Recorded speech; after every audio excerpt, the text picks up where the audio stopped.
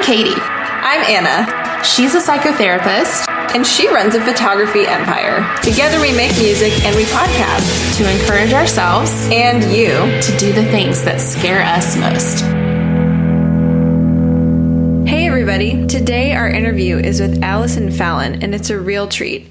She's a best-selling author, a writing coach, and the founder of Find Your Voice. She has so many incredible insights for us about writing and how writing can be a practice that helps all of us, and a little about what's scaring her these days. We hope you enjoy.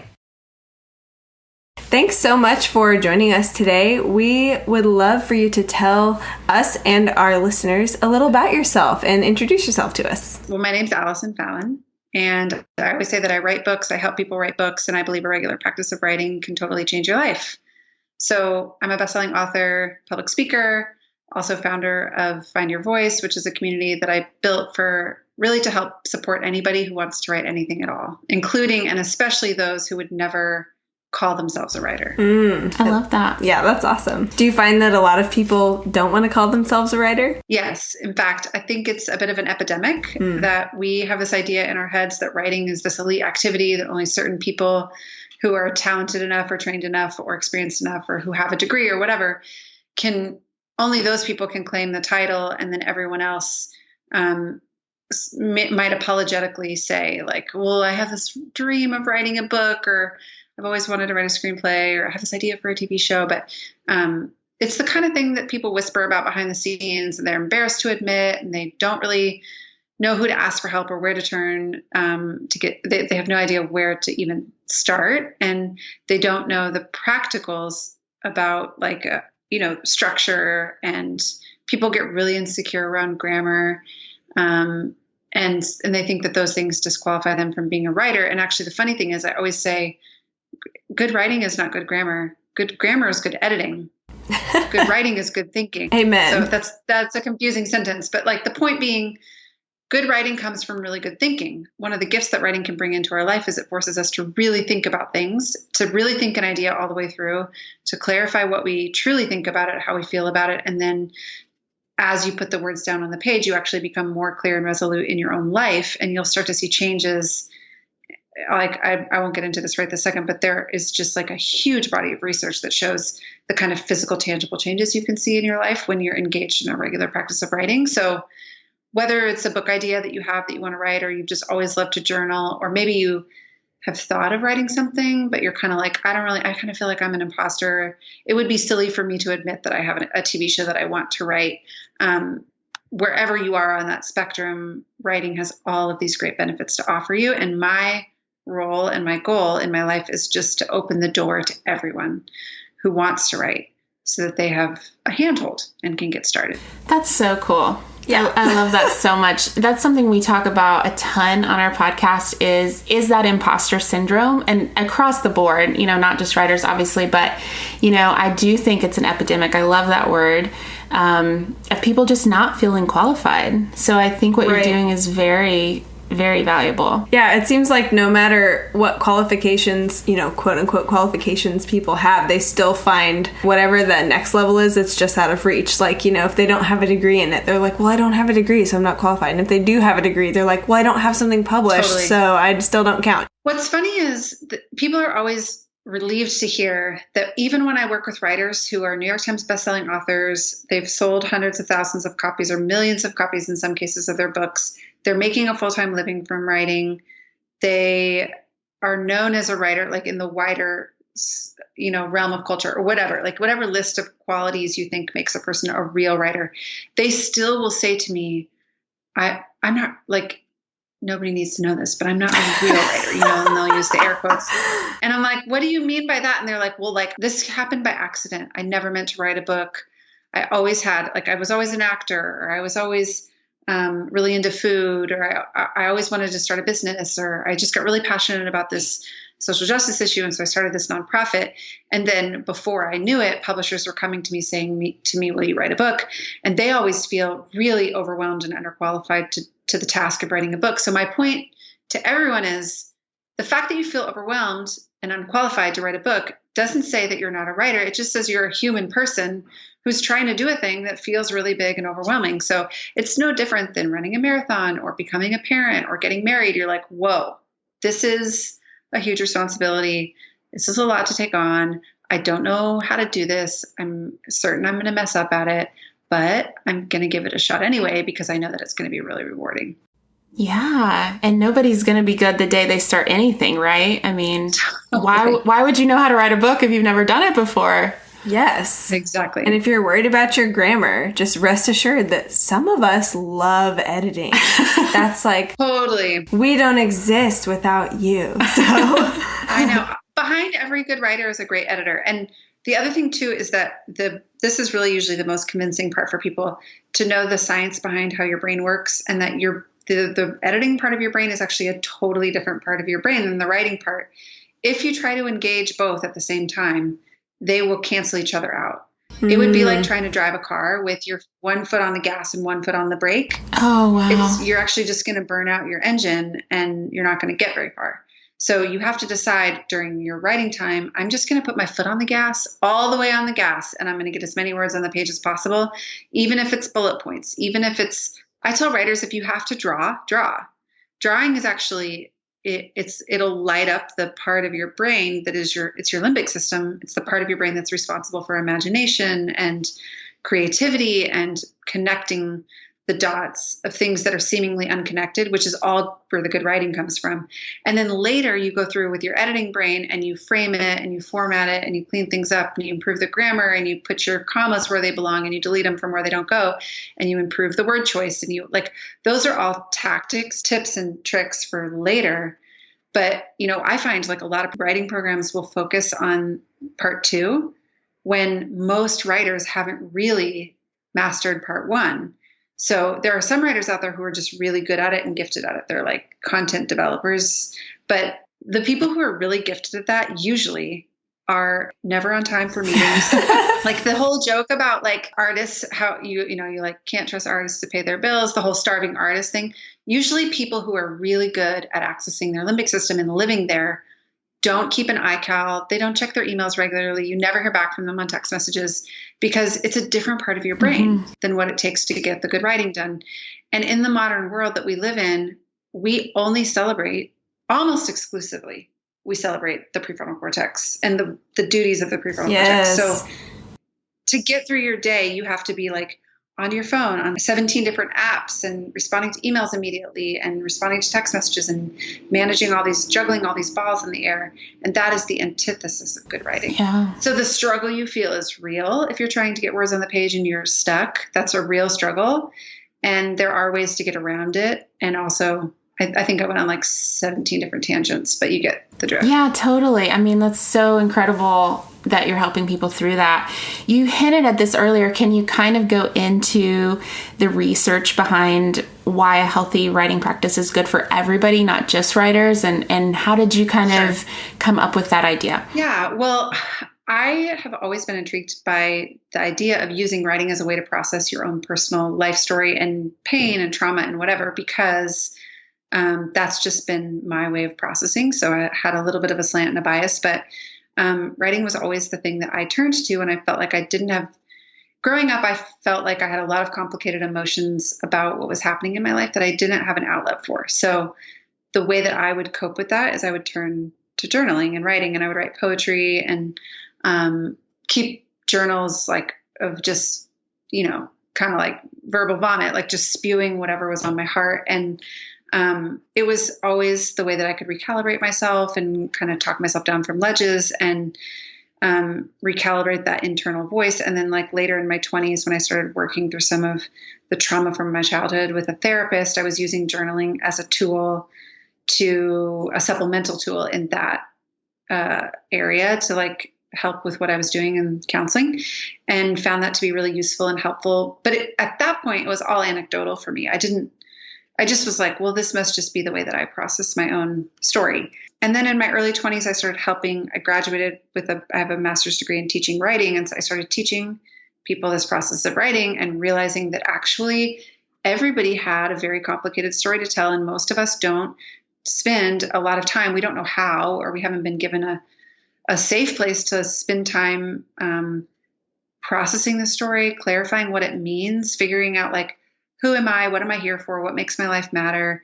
And because of that, it's like this sort of fog. You spend most of your life making decisions, not really knowing why you make the decisions, and sometimes making painful decisions for yourself over and over again. Like for me, it was I found in my romantic relationships, I felt like I was like circling the same block 17,000 times. And I was like, how am I here again? I don't consciously want this, but obviously there's something, either something's terribly wrong with me or I'm choosing this for myself. And so then I started just experimenting with like using my writing as a way to like unpack the unconscious motives that drive all of our decisions. And that would be a whole other podcast, but I could talk about like a basic cognitive behavioral model, like what the model that almost every therapist you would hire is using when they sit down with you and do traditional talk therapy is uncovering the thoughts and emotions that are driving your unconscious behavior. So most of the decisions we make in a day.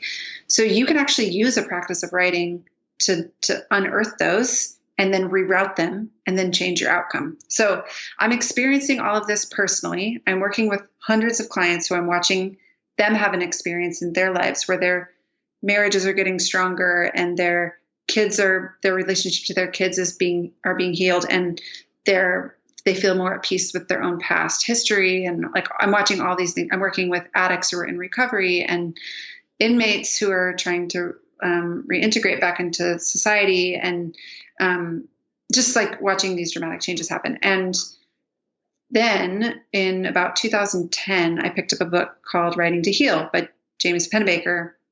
And I actually don't remember how I stumbled on the book because it's not a very well-known book. It's not like it didn't do very well in the marketplace, but it is packed with his research on the power of creative writing on our physical, emotional, mental health. So again, I could talk for an hour just about this book, but statistics that jumped out at me were if you write for as little as 20 minutes a day for 4 days in a row, you can see a measurable improvement in your mood. Wow. So I challenge people to try it. And if it doesn't improve your mood, then okay, you gave it a try and you can quit. Yeah. I've never once had someone try it and come back to me and say that didn't work. I have people try it and say, oh my gosh, you would not believe what came up for me when I started this practice of regularly recording my thoughts and feelings about my life. I realized that I have been angry at my mother since I was 5 or whatever. Like that's just a random out of the air example. Or like, I realized that I'm actually there's so much resentment in my marriage. Or I realized that I hate my job. I've been here for 10 years and I hate it and I don't want to do it anymore, or like, I realized it's time to move to a new city, or like, you just start having these discoveries about yourself and start clarifying, who you are, the direction that you want to go in your life, and you start to see results, and it just it brings this, level of peace. It clears the fog. It doesn't do it immediately.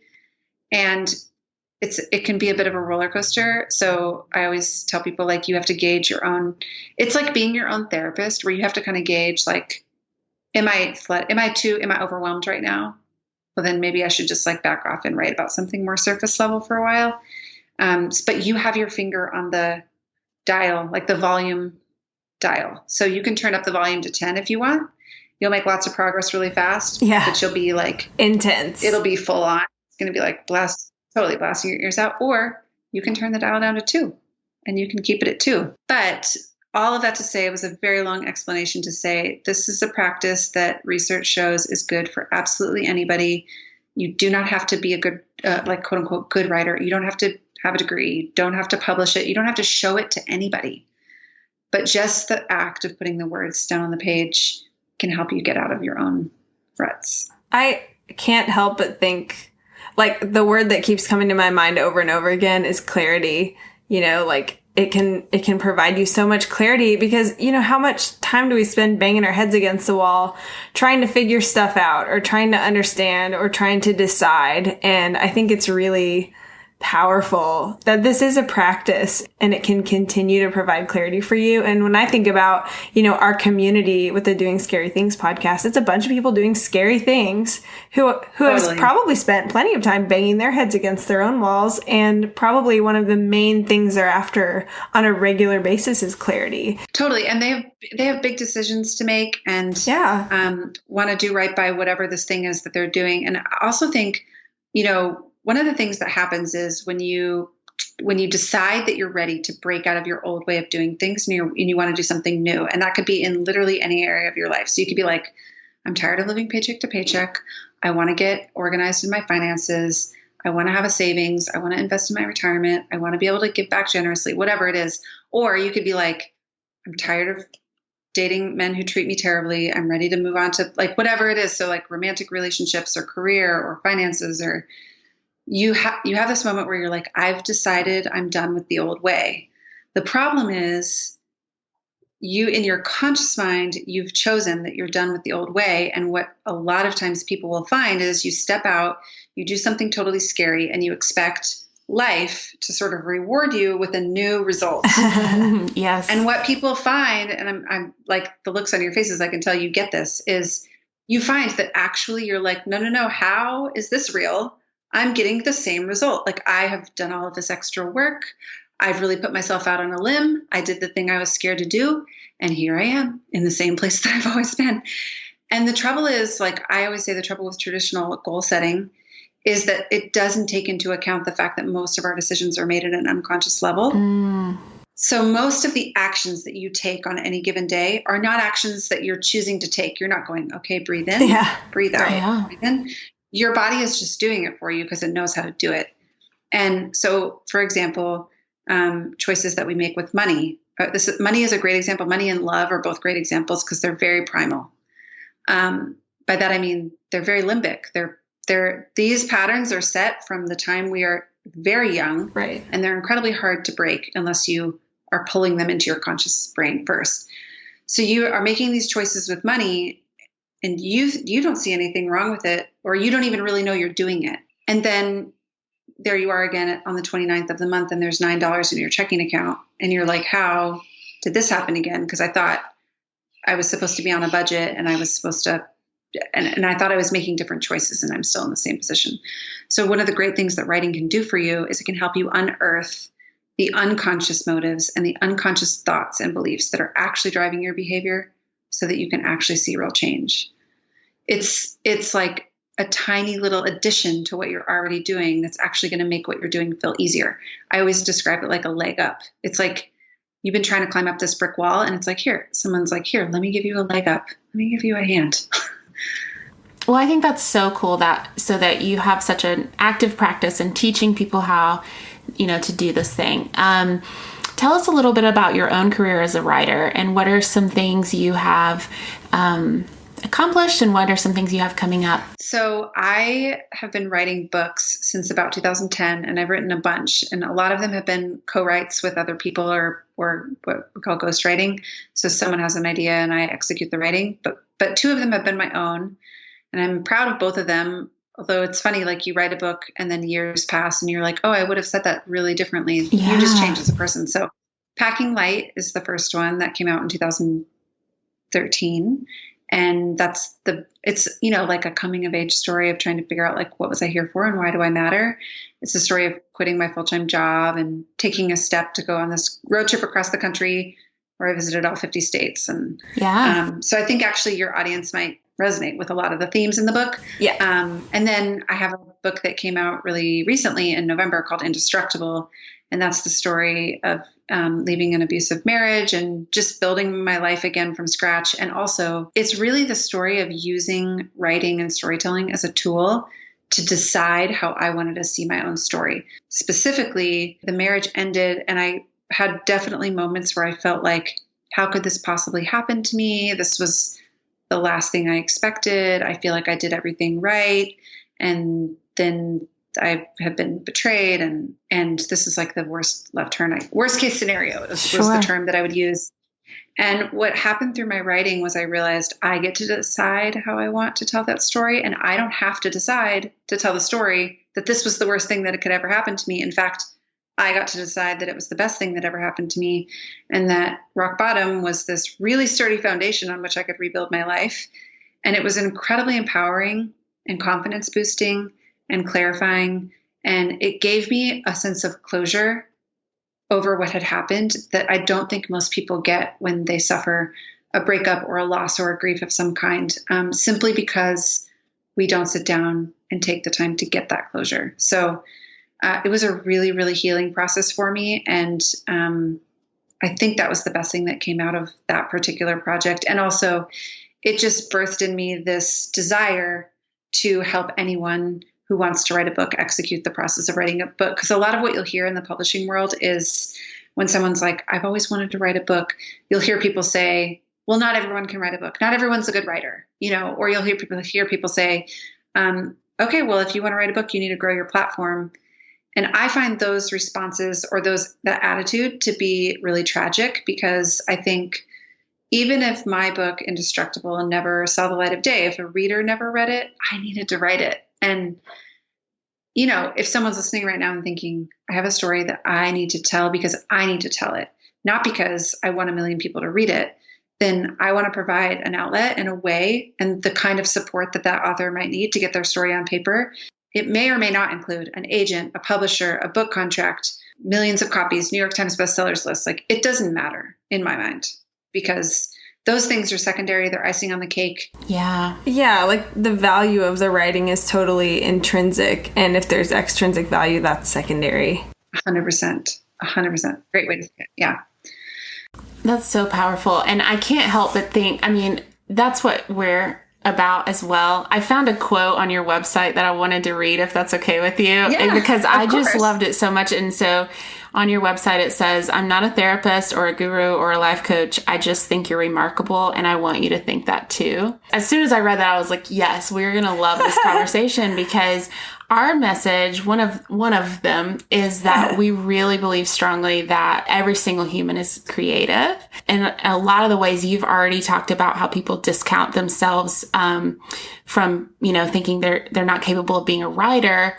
We totally see that, across the board in any occupation. People are just disqualifying themselves, or they're thinking about all the reasons they couldn't do it, or the statistics stacked against them, which I know in writing is huge. Yeah. It's like 99% of people never get a publishing deal or whatever, but totally. So yeah, we're just really about that message of like, we have so much capability in us that, we never even give a chance. But like you're saying, the accolades, the accomplishments aren't always the point, letting ourselves do these things that bring us joy. Like, that's what we're here for, Yeah. 100%. I love what you said. And you said this to me in your email too, about every human being creative. And I think so many of us are spending our creative energy on worrying.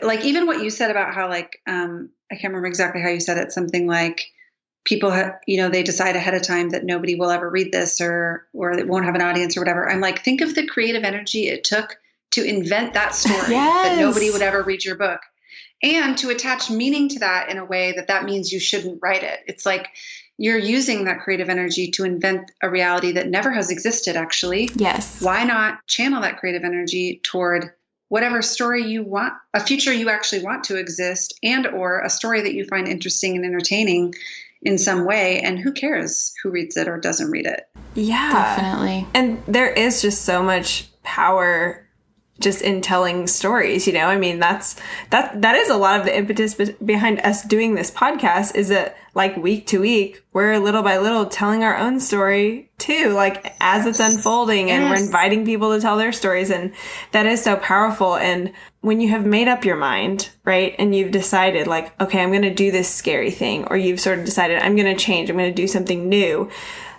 there's something about that is so brave. Like, you want to take responsibility for it. You want to figure out why. And I think this writing practice idea is so powerful because it gives people a how. It's like, well, how do you take radical responsibility for making this change or pursuing this thing? How do you unpack those unconscious motives? Like, here's a way to do it. I love that. I love that. Well, you two are so inspiring. I'm so glad that you're doing this, and you're like opening the door for so many people who wouldn't otherwise take a leap in their life to get out of the ruts of the old way and try something new. And I think that's really amazing. So thanks for what you're doing. Yeah. Thank you. Well, thank you as well. We'll keep doing it. Yeah. Please do. Well, I think, like I said, I think we're on similar paths. So I love that. And I am going to sign up for all your classes because I have a book that I'm currently in the process of doing a book proposal for, and I'm so overwhelmed. But I'm doing it. It's just not on my timeline because it's taken so much longer than I expected, because it's just, everything's new. I know you've been there, but yeah.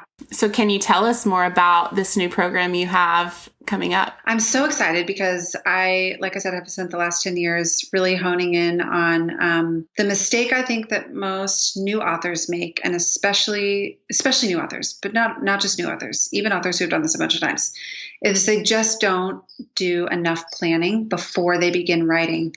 And what happens is one of two things. Either one, they get into the writing and they think, this is too overwhelming, I can't do it, and they quit.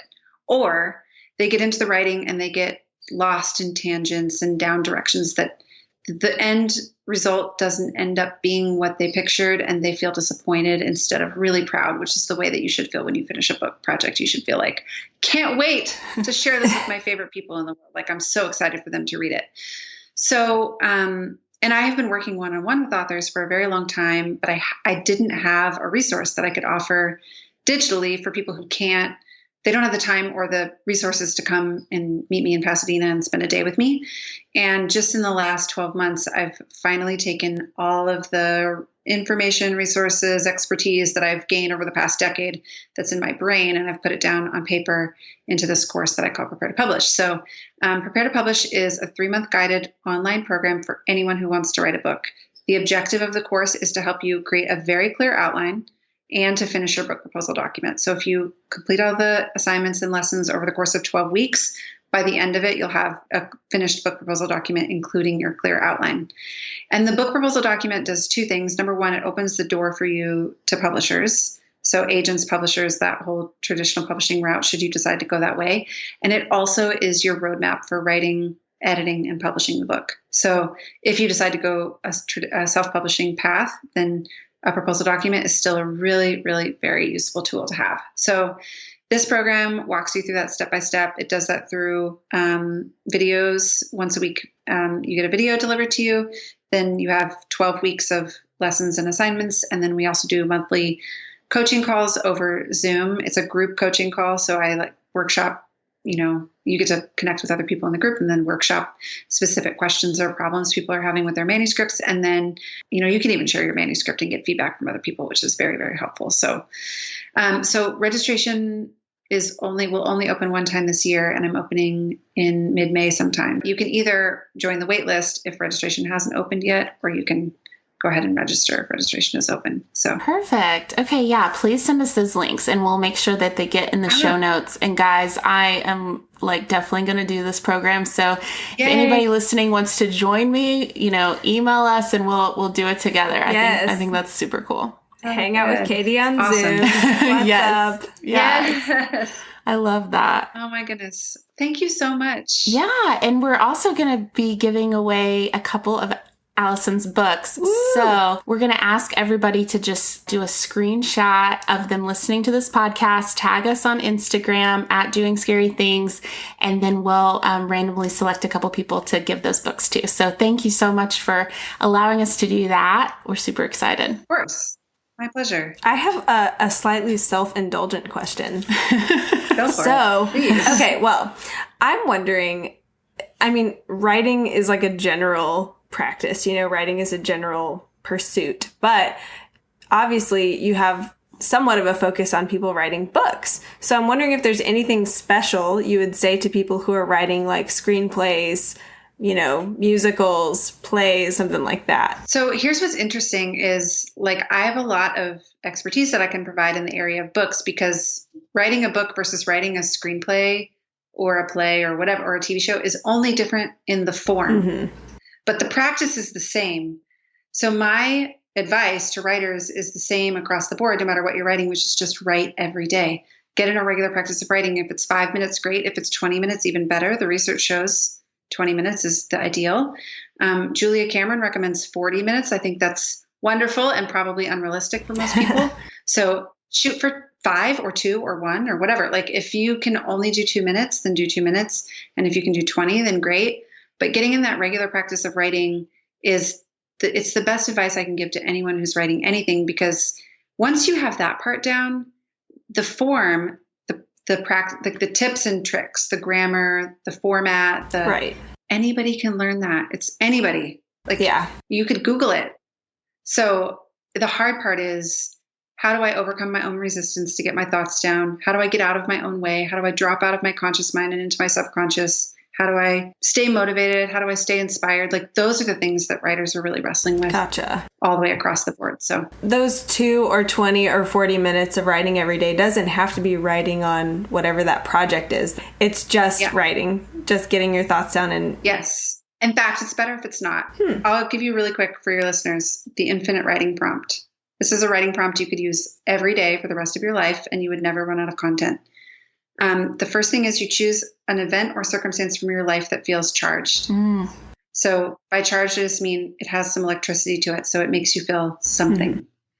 It could be like really old and big, or it could be like yesterday I had a weird conversation with my boss and I felt weird.